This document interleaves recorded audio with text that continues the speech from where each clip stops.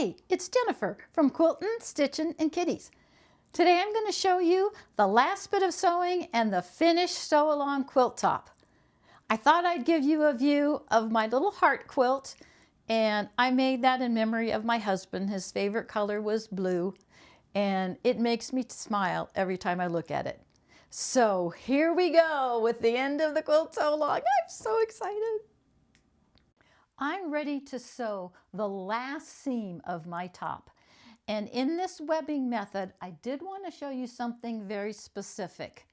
When you get to an intersection and you're going to nest your seam allowances together, notice this block has some seams on this edge, but this little piece right here does not. So I'm going to make sure that my seam folds to the little section that doesn't have any seam allowances.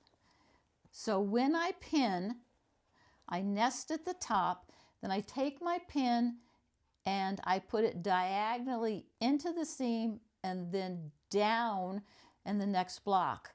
Then what happens is when I'm sewing along, I can get all the way and get my needle in the seam, pull out the thread, pull out the pin, and then continue sewing. Never sew over a pin. It can wreck any sewing machine. So I thought you might like to be part of the victory celebration of sewing the last seam on the sew along top for me. I have had such a great time putting this quilt together, and it's turned out better than I expected, but it's still a little hard for me because I normally have very saturated, strong colors, and this is softer.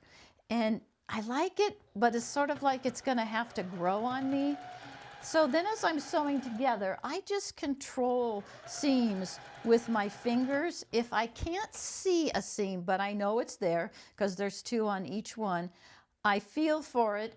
I hold that seam down with my finger as I stitch up to it, then keep going.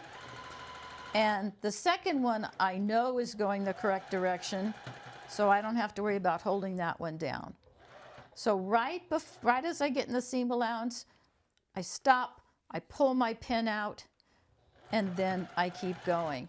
And I just got a seam a little messed up, but let's see if I can fix it by going back one stitch. And okay, I'm going to go back and forth and catch it. Okay, there we go. And also in the webbing method, if you should run out of bobbin thread or if your thread breaks and you don't want to lose your stitches being together, just go back and re-stitch the last seam and then come down so that you keep that you keep that thread all going together.